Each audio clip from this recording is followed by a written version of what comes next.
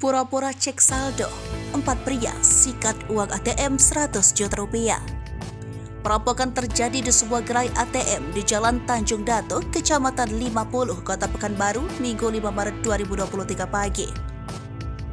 Video detik-detik perampokan tersebut beredar di media sosial.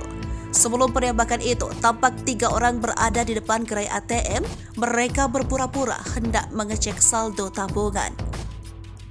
2 di antara adalah pelaku, sedangkan 1 orang adalah petugas security. Seorang pelaku memakai kaos warna hijau, sedangkan kawannya berkemeja lengan panjang berwarna gelap. Keduanya mengenakan topi dan masker. Di samping gerai ATM, tampak seorang pelaku mengawasi kedua rekannya. Pelaku ini menggunakan kaos lengan pendek berwarna gelap dan bertopi. Di samping gerai ATM, tampak seorang pelaku mengawasi kedua rekannya. Pelaku ini menggunakan kaos lengan pendek berwarna gelap dan bertopi. Sewaktu hendak beraksi, pelaku bolanya bermodus ingin mengambil uang di ATM. Namun saat itu 2 petugas sedang melakukan pengisian sehingga security meminta pelaku menunggu di luar.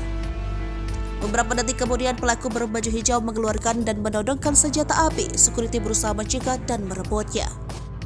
Keributan pun terjadi. 2 petugas pengisi uang berlari keluar dari gerai ATM. Diduga saat itulah salah satu petugas pengisi uang ditembak pelaku. 1 petugas pengisi uang lalu masuk ke gerai ATM dan berusaha menutup pintu.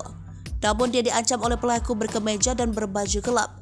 Kemudian pelaku yang mengenakan kemeja menggodol box berisi uang. Dilansir dari Kompas.com, Direktur Reserse Kriminal Umum Direskrimum Kepolisian Daerah Polda Riau Kombes Asep Termawan mengatakan, usai penembakan korban, pelaku menggodol kotak hitam berisi uang 100 juta. Saat menggelar olah tempat kejadian perkara, polisi menemukan selongsong peluru 9 mm.